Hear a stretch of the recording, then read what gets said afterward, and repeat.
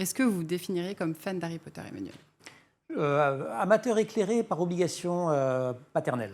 Je vois. Vous voyez le miroir magique? Ah oui, je vois très bien. Le miroir du Rizet. Le désir à l'envers, le Rizet. C'est ça. Ouais, Où j'ai Harry voit révisé ses quand parents même. disparus. Ouais. En primaire, je vous assure que ce qui aurait pu apparaître dans mon miroir du Rizet, ça aurait été d'intégrer Poudlard. Pour de vrai, comme de nombreux enfants de l'époque. Vraiment. C'est toujours autant à la mode, Harry Potter? Vous êtes en train d'insinuer que je suis has-been, là? Pas une seconde. Allez, je me suis Si fait peu 20 ans après, Harry Potter continue de faire rêver adultes et enfants. Il nous propulse dans ce monde si particulier que J.K. Rowling a créé. Et figurez-vous que des enseignants en France et ailleurs s'appuient sur cet univers magique et complexe pour faire apprendre leurs élèves. Et c'est de ça dont on va parler. Alors, ils s'en servent comment? Il y a plein de façons de faire. On part aux États-Unis d'abord? Oui, il y a plein de façons de faire. Ils peuvent s'en servir dans des matières qui s'y prêtent. Aux États-Unis, par exemple, Madame Stack, une prof du Bronx à New York, enseigne l'anglais seconde langue en middle school, l'équivalent du collège en France. Et en fait, la majorité de ses élèves sont soit hispanophones, soit arabophones. Et donc, il était assez difficile finalement de les faire communiquer entre eux. Et donc, elle a utilisé Harry Potter comment? Elle a utilisé les livres d'Harry Potter. Tenez-vous bien, pas moins de 450 millions d'exemplaires d'Harry Potter ont été vendus dans le monde. Eh bien, Stack s'est appuyé sur Harry Potter à l'école des sorciers, donc c'est le premier tome de la série, qui elle a évidemment trouvé très facilement en version anglophone, hispanophone et arabophone, pour faire découvrir la langue anglaise aux élèves. Et ça a super bien fonctionné, puisqu'au fil du semestre, les enfants qui étaient passionnés par l'histoire et qui ne parlaient pas la même langue se sont mis à dialoguer en anglais sur ce livre. Ils étaient sur la langue commune. Il y a aussi, je crois, des cours de potions. Ouais, c'est pas une blague. Aux États-Unis aussi, il y a un professeur de maths qui raconte que pour étudier les fractions et les décimales, il a mis du papier un peu partout sur les tables, des chaudrons, et donc pour faire ressembler ça à la salle des potions de Rogue. Et en fait, les élèves ont super bien appris, motivation, apprentissage garanti. Et il y a en France aussi des instituteurs qui font ça en cours de chimie. Alors ça va bien au-delà, parce qu'il y a carrément des classes Harry Potter, en France d'ailleurs. Oui, ça tient du rêve. J'aurais adoré. Mallory Tinena Monar, donc elle est institutrice en Isère, mène des classes Harry Potter depuis une dizaine d'années en CM1, CM2. Et elle documente ses expériences dans son blog La classe de Mallory.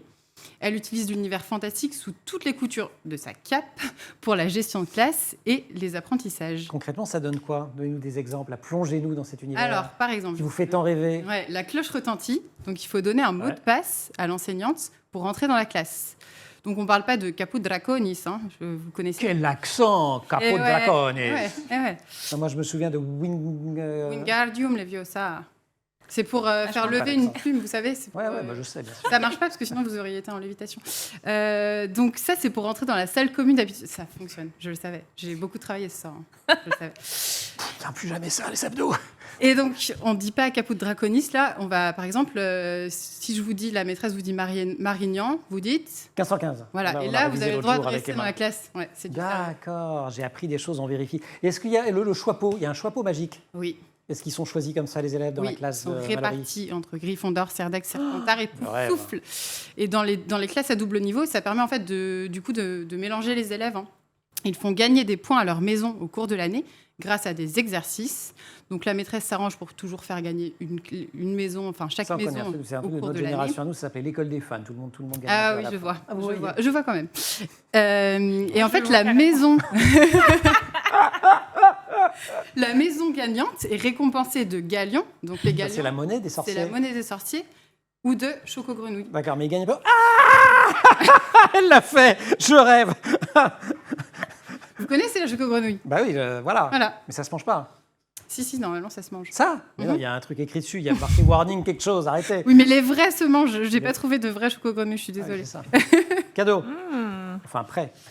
Génial, mais bon, ils travaillent quand même un peu pour gagner des points et des choco-grenouilles? Bien sûr, ils travaillent, ils sont récompensés de leurs efforts en calcul mental ou en orthographe. C'est un élément de motivation qui est d'autant plus important. Ils veulent aussi faire gagner leur équipe, donc ça stimule leur esprit d'équipe. Et vous savez quoi? Vous pouvez même acheter des pouvoirs grâce à vos galions.